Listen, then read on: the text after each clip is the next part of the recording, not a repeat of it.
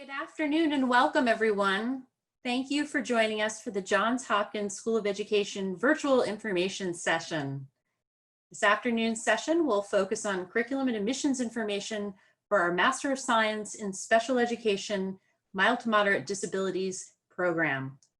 We're very excited to have you here with us so we can share some of the exciting opportunities that this dynamic program has to offer.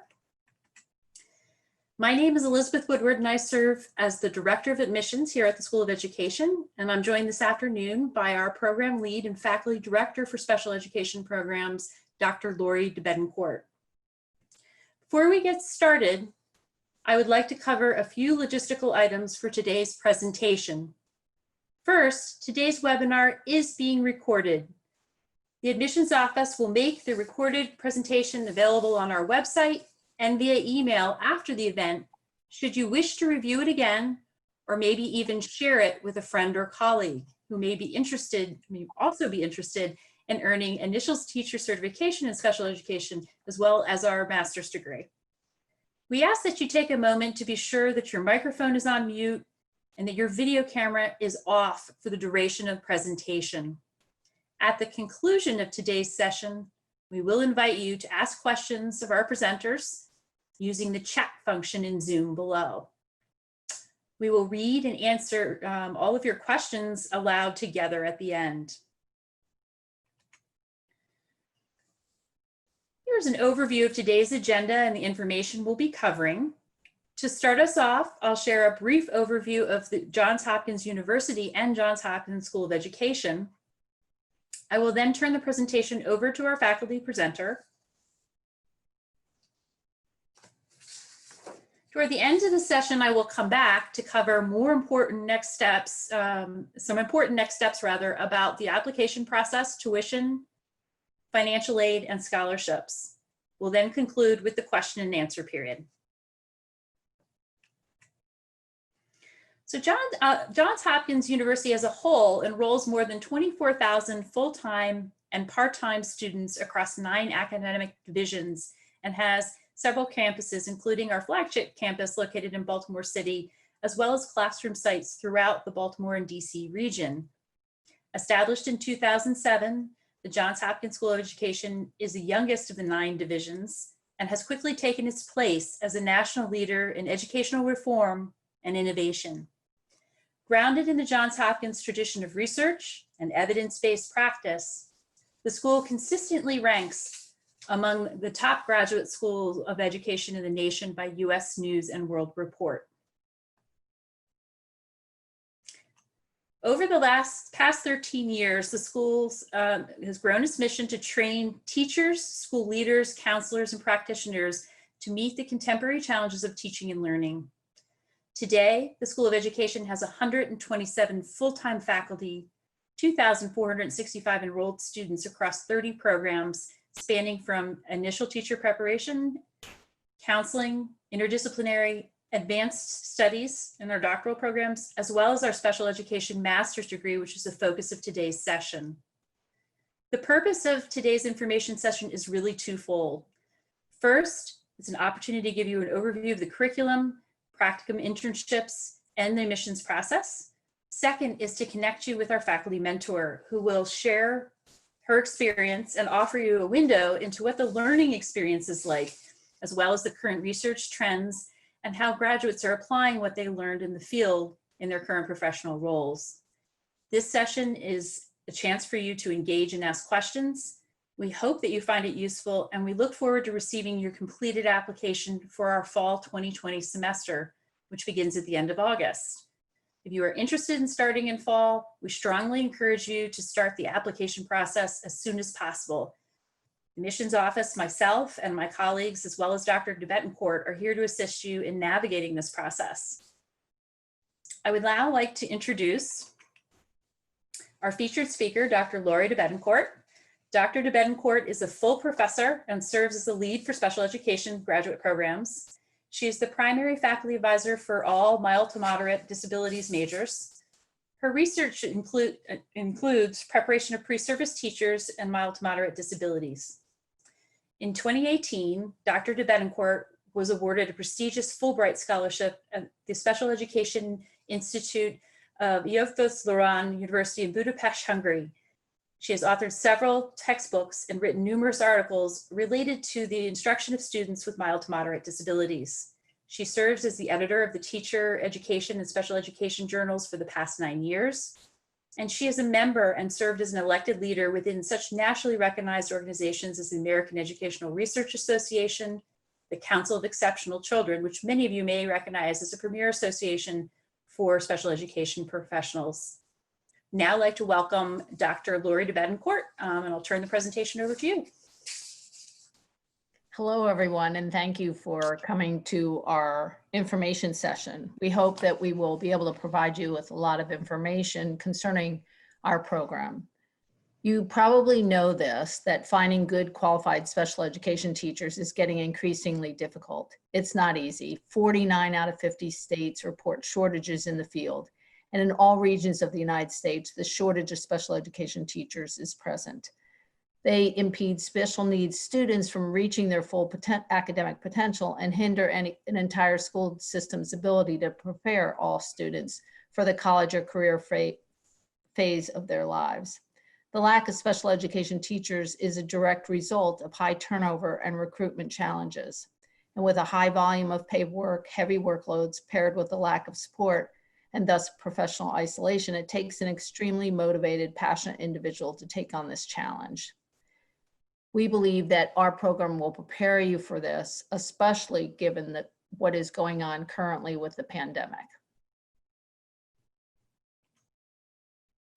We have several different pathways to certification. One of the ones that is particularly a good one to do for many paraeducators is that if you are employed in Maryland, in a Maryland school, and you are currently serving as an instructional assistant or a paraeducator, you can apply to our program as long as you have a bachelor's degree and be eligible for 50% tuition for the courses that you would take in the fall and the spring of this next calendar year. The application deadline is quickly approaching. It's in August, but we'll be happy to help you put together the materials that you need to in order to review your application. We also have a Master's of Science for anyone else, not just paras, but any individual who is seeking initial teacher certification and they want that special education certification. It might be individuals who are working in the field now as general education teachers, as substitutes, or as special educators, and they just want to acquire some advanced skills in order to work with the kids that they have in their own classroom who have IEPs or struggle with some type of special need. It may also be that you already are certified in special education, but you want to get a master's degree. We do have a program that is 39 credits. It's 13 courses. Many of our students take these courses, 2 courses a semester, and finish in a little over 6 semesters or 2 years. It does prepare you to be certified by the state of Maryland, which has reciprocity across many other states in the country. With one particular partnership, which we'll talk about in more detail in a later slide, that we call it the SEDIT, or Special Education Teacher in Training. It's a partnership with Montgomery County Public Schools, and we are now in our 26th cohort. So we have participated with this particular school district in preparing paraeducators and other people in their school district for many, many years. Our classes are held online or at the JHU Columbia Center. And for the fall and possibly for the spring, given the current pandemic, our courses are all online. We do have 2 internships that are required, one that you take about halfway through and one that you take towards the end.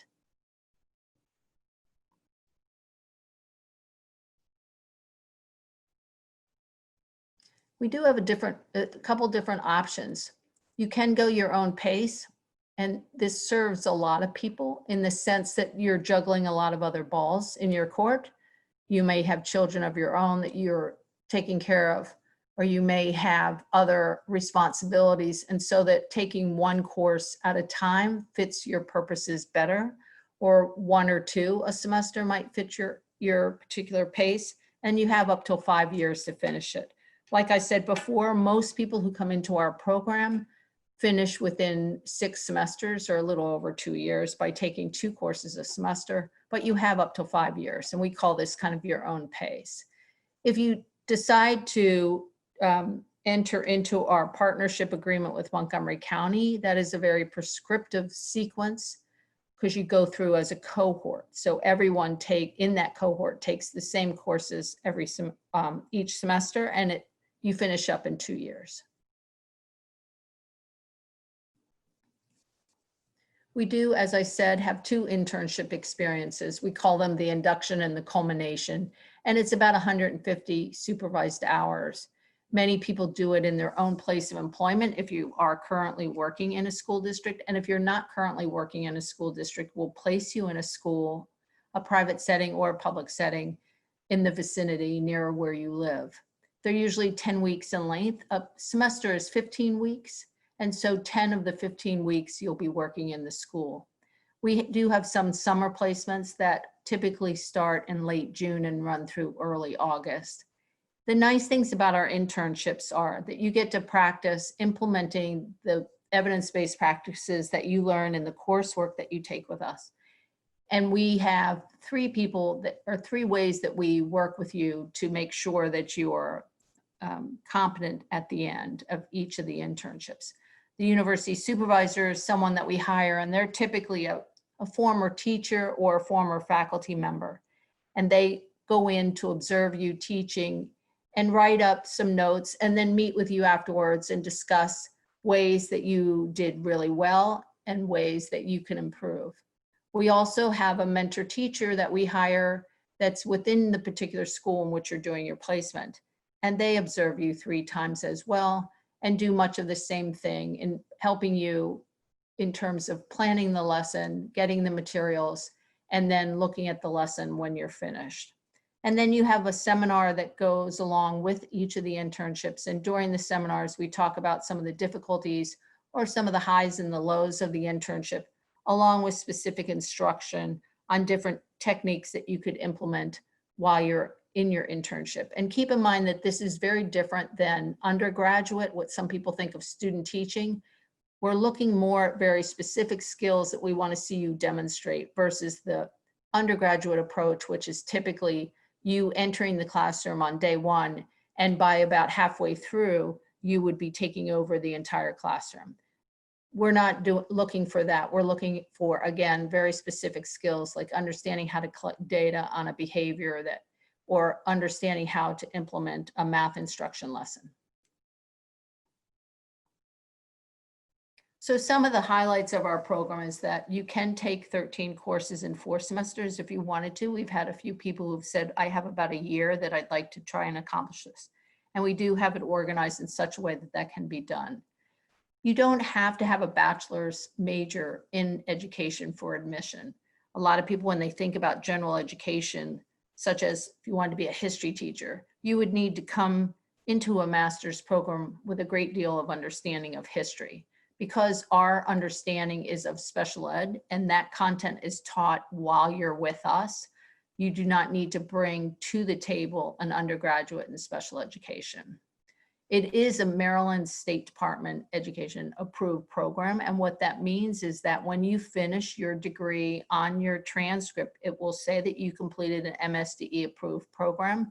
And that means to the state that you are certifiable. In other words, you will get the certification in generic special education. And you can choose either getting certified in the area of elementary, middle area, or secondary focus. And this is pretty good in my mind because many states have a K-12 in special education. And those of you who have worked with kids know that the elementary, middle grades are very different than the secondary grades or working with adults. So I'm thrilled that the state of Maryland divides it into 2, either an elementary, middle focus or a secondary focus. And so you can choose that when you enter into our program.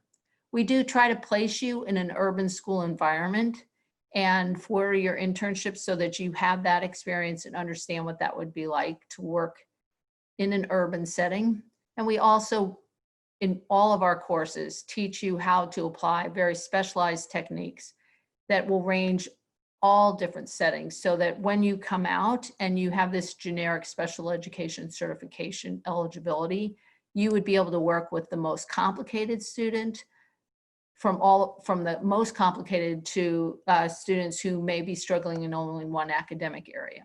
We do have very specific methods in math, spoken and written language, transition, and behavior management. And in fact, in behavior management, we have 2 courses, one where you'll learn how to deal with classroom management issues, and one where you'll learn how to collect data and use behavior analysis to understand what the next step would be in terms of working with a child to either change the behavior from escalating or improving an academic behavior. And I think if you look across the country at all the different special education programs, these are some of the things that make our program special and different, is that you do have these very specific methods and that you are going to be focusing on one particular area, either elementary or secondary.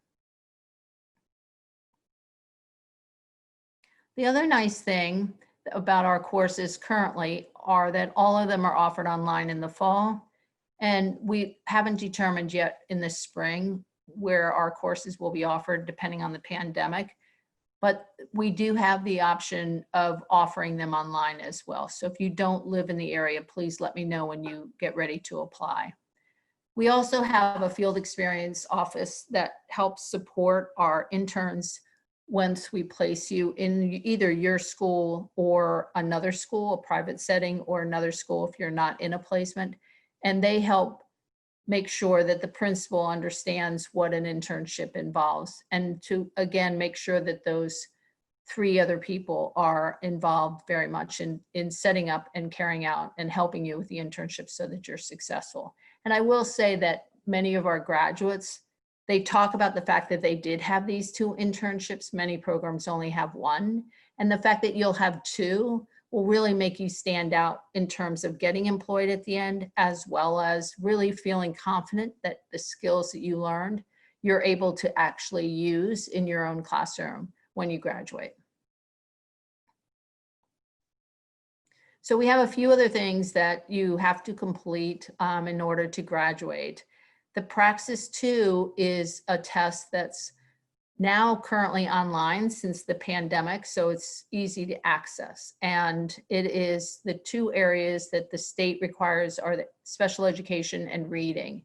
And again, I want to emphasize that our students have very little difficulty passing these 2 tests, because what we teach them actually helps them understand and get a passing score.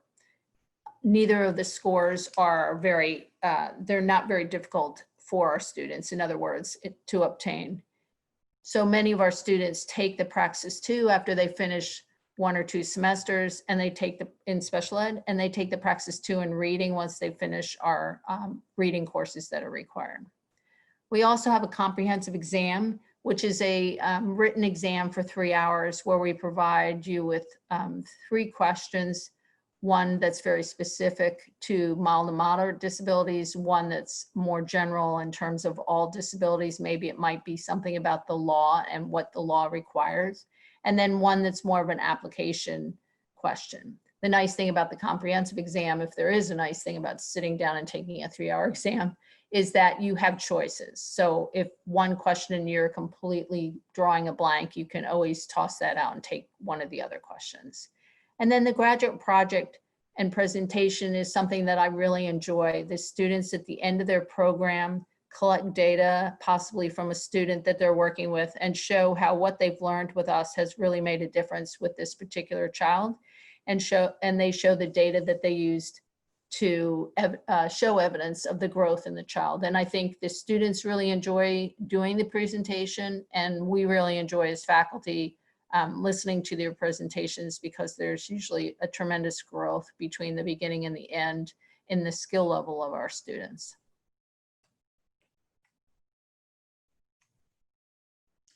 Great, thank you, Dr. de Betancourt. I am back to talk a little bit about the admissions application requirements and the process. And so as you can see on the screen here, we have our basic minimum kind of requirements to be considered for this program, which include a 3.0 or better cumulative grade point average, a fully completed online application form, and submission of an $80 application fee. Official transcripts from all post-secondary institutions attended. If you have your undergraduate, your bachelor's degree, if you have graduate work or transfer work, what I often like to remind people is that we need all original transcripts, essay and personal statement, and this will be uploaded within the online application, as well as an upload of your resume or current CV. And 2 letters of recommendation. So these could be from an academic resource or professional, perhaps a supervisor. I think the most important piece is that we're looking for is that someone who can really attest to your ability to read, write, do research, and to perform in a master's level program. Testing scores are required if you have a GPA, a cumulative GPA for your qualifying degree. So you need a bachelor's degree to qualify for this program if your GPA is below a 3.0. And that is mandated by Maryland, by the state of Maryland. Okay.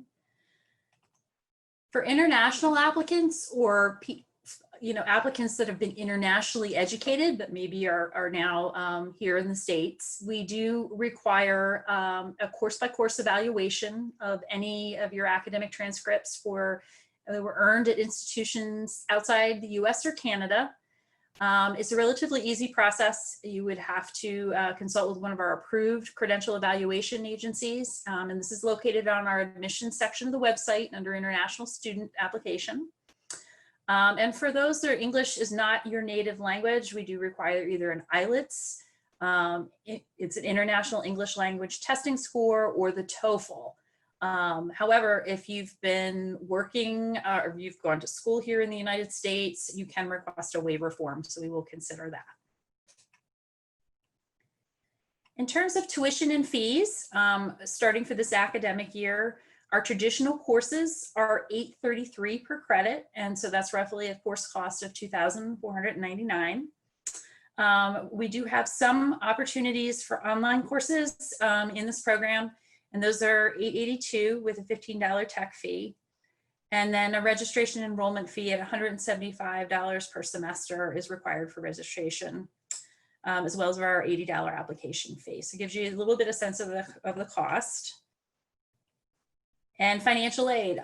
Over 82% of our entire school student body enrolled, that's the 2,400 students, are borrowing some form of federal financial aid in the form of graduate loans through the FAFSA form, which is the free application for federal student aid. And this form really is the gateway to, kind of putting yourself in line for those. And I encourage people, a lot of people say, oh, I want to wait to see if I get admitted, then I'll fill out the FAFSA. I actually say the opposite.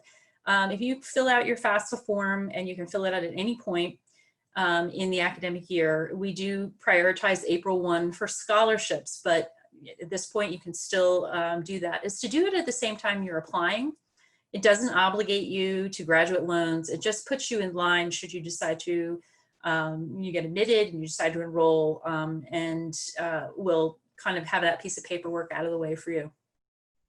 We also offer some limited grants and scholarships. Institutional scholarships, we have a need-based scholarship. It's called the School of Education Endowed Scholarship, and those are available for fall and spring. And typically the application deadline for that is April 1st.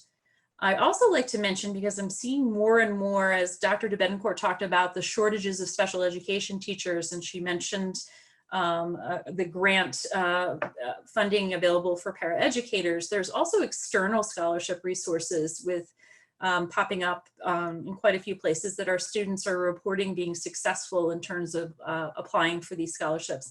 Some of them are on teacher.org and scholarship.com. And so we always encourage students to also look at those external resources.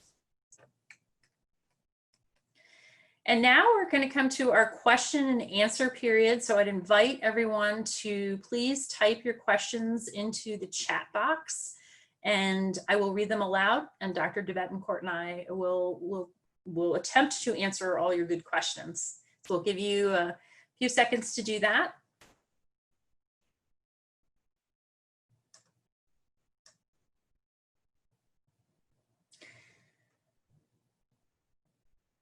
Okay, and Dr. de Betancourt, I do have a first question, and it says, can you share the types of careers your graduates of your program are currently working in? Yes, that's actually a great question. We do have our graduates almost in any form of delivery for providing help to kids with special needs. So some of our graduates are in public schools as public school special educators. Some move up the career ladder and become department chairs in public schools or principals in public schools, or some type of administrator even in private schools, or teachers in private schools. We do have some of our graduates who go on for doctoral programs in education. Some of our graduates also end up in hospital settings that serve kids with special needs. And some of our graduates go on to get their ABA certification through the BCBA. And some become teachers of kids with autism, which is again, we have a certificate in autism. So some people go through our master's program and then also apply for their certificate in autism. So I will tell you that I cannot remember, and I have been at Hopkins for almost 15 years. I do not know any one graduate of our program who did not get employed. Thank you, Dr. de Betancourt. And I know you stay in very close touch with your graduates and do quite a bit of work kind of tracking them in the field. So it speaks to the high level of mentorship in the program. So that's great. So we have a touch, and they even send me pictures of their children. That's wonderful. We do have another question from Changya. What are the application deadlines for fall and spring semesters? I can tell you, and I'll stress again, if you're interested in fall, we are still accepting applications for the special education mild to moderate master's degree. We will be accepting them up until the start of the term. So the last date to start an application would be 8/26, and the official start of semester classes is 8/31. So we do offer rolling admissions for this program, but we do encourage you to do that as soon as possible if you're interested in doing so. For spring, Dr. de Betancourt, I'll let you chime in on if you're interested in part of the Set It partnership. Your application due date would be in, correct me if I'm wrong, April 1. Right. So I think what's interesting about our deadlines are that once you submit that application, we're going to be helping you from the behind the scenes, so that if we see that you've submitted some part of the application, my assistant Camilla Mika Sims will reach out to you to see if you need any support in finishing up the other parts of it. I will say, for those of you who are considering August, we do have, as I said, options for funding for paraeducators. So please contact me directly at debetan@jhu.edu if you're interested in that program, so that I can help you along. The nice thing that the state has changed, one of the requirements for getting the praxis test as a prerequisite, you don't need the praxis unless your GPA is under 3.0. So basically what you would have to do is contact your bachelor's, wherever you got your bachelor's from, and have them send the transcript, then the essay, the application, the other parts that the admissions mentioned. I think you could probably do in one couple hours, sitting at your computer. You wouldn't have to do much moving. There aren't that many moving parts. So it's pretty easy to put together, but do contact me so that we can help you do it quickly if you're interested in August. And again, we do have some openings for that para grant opportunity. Great, thank you so much. We have a few more questions. This is great, everyone. So we'll try to go in order here. Okay, from Sheila, if you have a degree, and she says, I'm an EIA for Baltimore County Public Schools, but don't qualify for the para grant, do you have other grants to assist me? So if EIA means early intervention assistant, you might still be eligible for the para. So contact me directly and give me a little bit more information in my email and we can work through that. And then the other thing is I can mention that if you're looking to become a special educator, one of the places to look online also for support is the teach.org. And that is a grant and it goes through the university so that it would come through our financial aid office, but it is something that a lot of our teachers take advantage of. Okay. Okay, from LaFin, we have, with regard to international students from another English speaking country, do you still have to complete the English language based test? That's a great question. On our international student admissions webpage, we have kind of listings for our waivers. And I can tell you that specifically they, if you're a citizen or permanent resident of the United States or a citizen of the UK, Ireland, Australia, New Zealand, or Canada, with the exception of Quebec, applicants are exempt from the requirement from those countries. Other countries where are not exempt from the requirement. So it would be UK, Ireland, Australia, New Zealand, or Canada would be exempt. However, if you are a permanent resident or you've been working here or you've did your undergraduate here, we will review other exceptions to that case. So hopefully that answers your question there. Okay, Susanna has a question. Let's see. Does this similarly apply to your master's degree, severe disabilities with an emphasis on autism spectrum disorders? So I guess you're asking, how does the mild to moderate degree compare? I can talk about that, Liz. I think what's good, what's interesting about the master's program in severe disabilities with an emphasis in autism is exactly that. You're gonna focus your learning on the more complicated kids that might have autism, and we certainly need people in the field with that understanding. That particular master's does not come with the concept of certification. So many people who apply to that program are people who are not looking to become a certified teacher. They're either already certified and want to work with this specific population, or they just want to work in a type of setting that doesn't require certification. So all of the coursework is, some of the coursework overlaps, some of it is different. As I said, it will look more at severe disabilities and again with autism. It does have 6 courses that are part of the autism certificate, and those are all online. So that's nice to know that half, if you don't like to be driving, half of the courses are online. But again, I want to emphasize that it is a master's program that does not end with the eligibility for certification. But again, contact me if you want more specific information. Okay, great. So mild to moderate equals certification, and the severe disabilities is not, is what you're saying, correct? That's correct. That's okay. correct. Okay. Our next question. Thank you, everyone, to our audience. These are great questions. I don't have a teaching certification, but have an undergraduate degree in mass communication. Will I need to complete an additional year of studies to get that certification? So no, what happens when you come into the program and you have a degree that has no relationship to special education is that you might have some everyone has some prerequisites, and the prerequisites are really required by the state for certification. There's a couple in the area of reading education or reading assessment. There's one intro to special ed, and there's one on human growth and development through the lifespan. And that's so that you understand that even though the child you might be working with is 18, they may be operating at a lower level cognitively.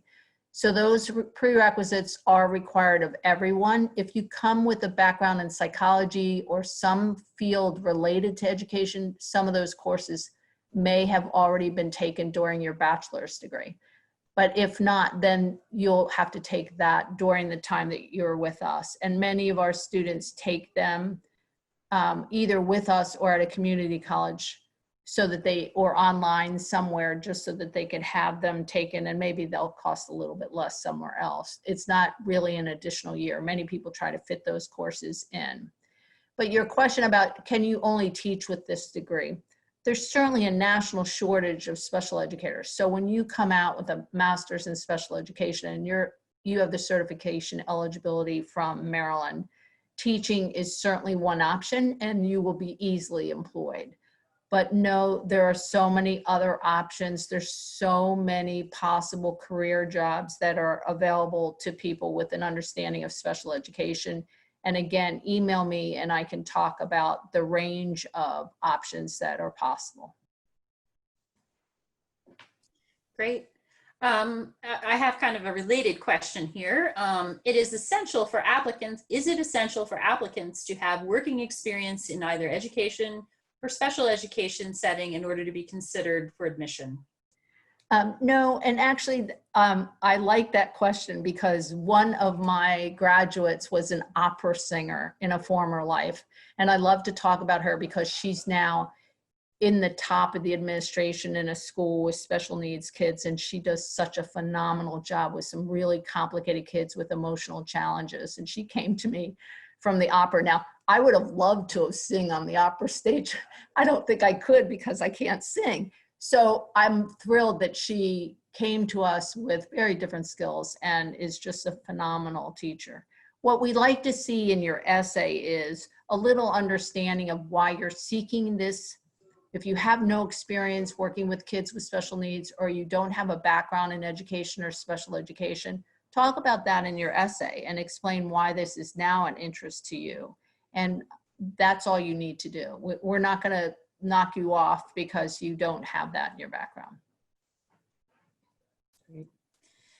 And that kind of covers our other question, whether the career options are possible for this degree and can you only teach? Quite clearly not. You know, there's supervision of instruction. There's all kinds of different avenues that your graduates have employed. How many of your students and graduates came from a para-educator or educational assistant background? I would say a large number of our students come from being a para. There's certainly paras, and part of that is because para-educators get paid so poorly, and they want to look to find some way to increase their pay. But also, if any of you have been in the schools recently, para-educators are teaching a lot, and they're working with these kids a great deal, and they often have special relationships with these kids because they're either their one-to-one aid or they're with that child most of the day to help that child with either emotional problems or learning problems. And so they're very dedicated people who want to become special educators, and they just didn't have that option when they were doing their bachelor's for one reason or another. So now it is possible for them, either their own children are now off at college or out of the house and they have the time to go back to school, or they have this option where we've been able to provide them with some financial support. And I do think the state of Maryland recognizes this is a really good pipeline, that many paras who come through the program and get their degree end up staying in the field. I will say that of the partnership that I have with Montgomery County, over 50% of the people who got their degree with us are still in the field. And I think the number would be a great deal higher if some of the people who came through the program 26 cohorts ago didn't retire, or maybe they got married and changed their name. So that's why I don't have them still on my list. So I do think being a para is a large number of our candidates, but we also have an increasing number of international students who have come over to understand how special ed is done in the United States, and they want to take that information back to their own country and see if they can provide some services similar to what we provide here, even though they don't have the same laws. And then we have a large number of students who went through maybe a degree in psychology and now aren't sure how to use that information that they learned in psychology, and have ended up deciding that maybe in the field of special education would be a good place to land. Great. And I have one more question. You had mentioned that behavior analysis is part of the coursework for the mild to moderate degree. Are there other opportunities through electives to take additional coursework for behavior analysis? I'm interested in earning certification in behavior analysis. That's a great question. We do provide a really strong foundation in understanding behavior, using behavior analysis in the classroom when you collect data and looking at your data. And I will tell you that we have one of the best BCBA programs face-to-face in the state of Maryland. And Dr. Martyr, my colleague, just did a presentation on that. So that's available. And our admissions officer can tell you where you can find that. But typically to get certified in behavior and become a BCBA certified individual, you need an undergraduate or you need a master's degree in the field of education. And so having this degree will get you started towards that certification. And then if you went through the program that Dr. Martyr runs, she has some financial support as well from the state to support the tuition there. So think of it as a two-step process. So in other words, you could earn your master's degree, special education, mild to moderate, and then move directly into the postmaster's certification for behavior analysis. Right. And I think that's, if you look at the BCBA website, you'll see that that's a really strong way to go through it. I have another question. It says, the pathway for working with paraeducators, is this an option for international non-US citizens as well? Not for tuition support, but it certainly is an option. It's just the tuition support that Maryland is providing is only for paras who work in Maryland public schools. And they sign an MOU saying they will stay in Maryland public schools for a couple years after they finish the degree. So the key factor there is that you're employed in a Maryland school as a paraeducator or assistant, correct? Right, to get the funding, to get the tuition support. But to get the degree, no, you can come in into the same program. The other nice thing about our program that I haven't mentioned yet is all of these cohorts take classes together. And I think the students have told me over and over again, they really enjoy that. They enjoy having those conversations with either full-time educators or full-time paraeducators at the same time they're going through the degree. And so it isn't like the paras take their courses in their own little bubble and the others take their courses in their own little bubble. Everyone takes them together and they learn from each other. Wonderful, thank you. For anyone who's interested, I did place both the admissions office and Dr. de Betancourt's email if you'd like to discuss the grant. Again, the grant is, to be eligible for the grant, you do need to apply and be admitted starting in the fall. Is that correct, Dr. Betancourt? That's correct. And again, if you just email me, I'll walk you through it, and I can even do a separate Zoom with you to talk about the particulars of how to get your materials in quickly. And I will tell you, even if you're not going for the grant, if you apply and you get your materials in, the minute your material package is complete, I will review it and you'll have your answer within a couple days. So it's not, we're not waiting until I get 5 or 6 or 7 applications before I review. I review the minute the application, your application is complete. Great. Okay, so that will wrap up today's session. We're really looking forward to hearing from all of you. This is, as I said, I put Dr. de Betancourt's information in there. And also here's Camilla Mika Sims, who is the academic program coordinator for special education. If you have specific questions or need some assistance with the actual online application form or what requirements you'll need, we are here in the admissions office and we'll be following up with you to see if you're interested, and we're looking forward to receiving a completed application from you. We can't stress enough, this is a great opportunity with the Maryland State grant funding. So if you believe that you're qualified as a paraeducator, please consider fall start, and we'll be here to help you along the way. Dr. DeBencourt, any closing words? The only thing I would say too is during this pandemic, one thing that we've learned is that special educators and kids with special needs are absolutely needed, desperately needed. And you're not driving around at night going out to dinner, so you might as well stay at home and take some coursework with us. Good point, good point. All right, well, thank you everyone, and thank you so much for joining us today. We'll look forward to connecting with you soon. Stay safe, everyone. Bye-bye.